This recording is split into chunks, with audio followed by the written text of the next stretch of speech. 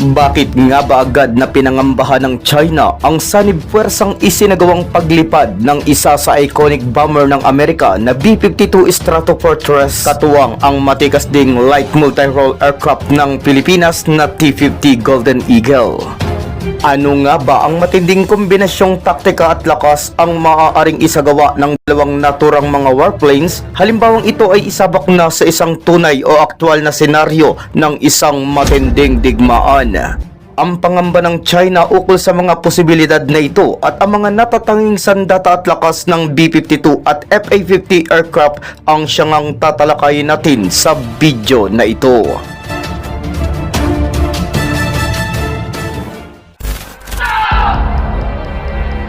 Pang-uudyok at tila ba'y paghahamon ng isang mas malaking hidwaan. Yan nga ang animoy nais na ipahiwatig ng panig ng mga Chino nang kamakailan nga'y magkatuwang na lumipad sa sakop na himpapawid ng Pilipinas ang US B-52 Stratofortress bomber aircraft habang ito ay may kasama ding mga FA-50 fighters mula naman sa pag-aari ng Philippine Air Force.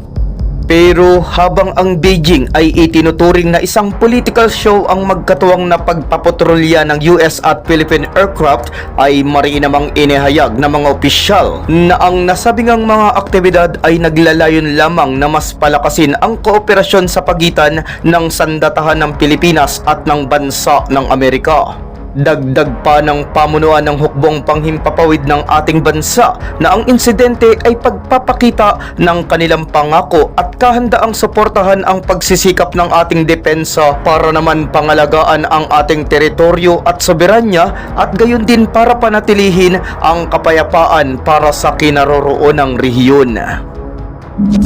Biruin nyo nga naman mga ka-Sirtops, hindi ba't kapansin-pansin na kapag ang Pilipinas katuwang ang ating mga kaalyado ang siyang nagsasagawa ng mga aktibidades sa mismo pang parte ng ating sakop na teritoryo, ay agaran ngang umaalma at kung ano-ano agad ang negatibong komento ng side ng China.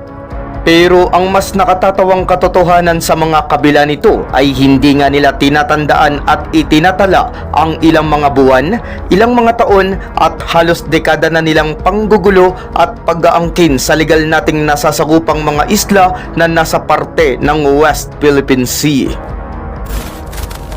Kung sa bagay ay hindi na bago at paulit-ulit na rin namang naibabalita ang mga agresibong kaganapan na nagaganap sa ating karagatan sa pagitan ng mga Chino at ng mga mangingisdang Pilipino pati na ng ating Philippine Coast Guard. Yun nga lang ay tulad ng sinabi na natin kani-kanina lamang ay ang tila hindi bago dito ay ang animoy agarang pangamba ng China nang kanilang ang malaman ang joint patrol na idinaos ng isang US bomber warplanes at ng pag-aari nating light multi-role aircraft na FA-50.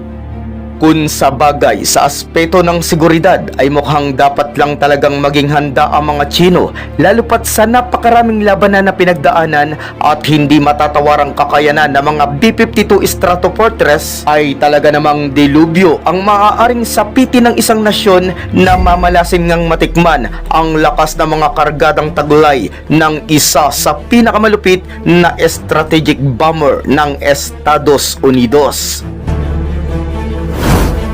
Kilala din bilang tinatawag na BUF o Big Ugly Fat Fella dahil sa kanyang pisikal na estruktura, ang B-52 ay isang American long-range, subsonic at jet-powered na mga strategic bomber na noon pang dekada 50 ay ginagamit o nasa serbisyo na para sa US Air Force. Ang aircraft ding ito ang ginamit noong May 21, 1956 para ibagsak sa lokasyon ng Bikini Atoll ang kauna-unahang airdrop thermonuclear weapon na MK-15 nuclear bomb para sa isang test na may codename bilang ang Cherokee. At sa kasagsagan pa din ng 1950s kasabay ng Cold War ay nangunguna ang mga B-52 Stratofortress bilang ang siyang deterrent para naman hadlangan ang nooy maaaring isagawang hakbangin ng mga militar ng Soviet Union. Pero bukod pa sa ating mga nabanggit ay ang ilan pa sa mga madugong bakbakan kung saan i-deploy ang mga Stratofortress ay noong giyera sa Vietnam, digmaan sa Gulpo o ang Gulf War, Operation Iraqi Freedom at maging sa paglaban noon ng US sa mga Taliban ay napakarami ding beses na ginamit ang mga B-52 para nga sa paglulunsad ng matitinding mga airstrikes. Ang typical na combat range ng mga B-52 ay umaabot ng nasa 8,800 miles o katumbas ng 14,080 kilometers nang kahit na nga wala pang katuwang na aerial refueling. Kung kaya't dahil sa malawak na saklaw nitong nasambit ay talaga namang mahusay nitong magagampanan ang isang kinakailangang strategic bombing mission. Pero hindi lang ang range ang siyang kapaki-pakinabang para sa bomber na ito, sapagkat dahil naman sa kanyang napaka-powerful o taglay na lakas ng kanyang makina, kung kaya't nakakayanan nga nitong magdala o magkarga ng hanggang sa 70,000 pounds o equivalent sa bigat na 32,000 kilograms ng iba't ibang klase ng mga weapons na tulad ng mga malalakas na bomba at mga missile. At ang isa nga sa pinakasophisticadong armas na kaya nitong i-launch ay ang AGM-158 JASSM missile na kayang-kaya nga nitong pakawalan kahit pa sa malayong distansya na siya namang makakatulong para sa mga B-52 upang hindi na nga nito kailanganin pang lumapit sa engagement envelope o yung lugar na naaabot pa ng mga air defenses ng kanilang mga kalaban.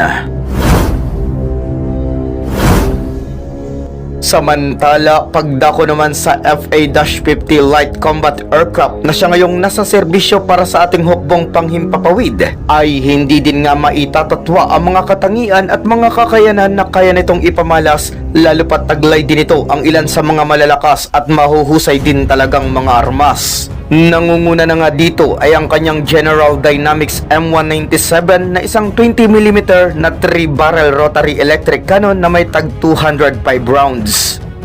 Habang ang kanya namang 7 mga hardpoints na nakapwesto sa underwing at sa ilalim din ng kanyang fuselage ay may abilidad namang magkarga ng hanggang sa 12,000 pounds o 5,400 kilograms ng bigat na mga payload na tulad na lang halimbawa ng mga bombang JDAM o Joint Direct Attack Munition, mga GBU-12 at ng CBU-97-105 na mga sensor fuse weapon. Kasama pa sa mga missiles na maaaring ang i-launch mula pa rin sa mga FA-50 ay ito ngang mga AIM-9 Sidewinder, air-to-ground missile na AGM-65 Maverick missiles at mga AIM-120 AMRAAM. At bukod pa nga roon ay sa ngayon ay nakaplano din ito para naman nagyan ng mga ASRAAM at ng sandatang tinatawag na IRIS-T.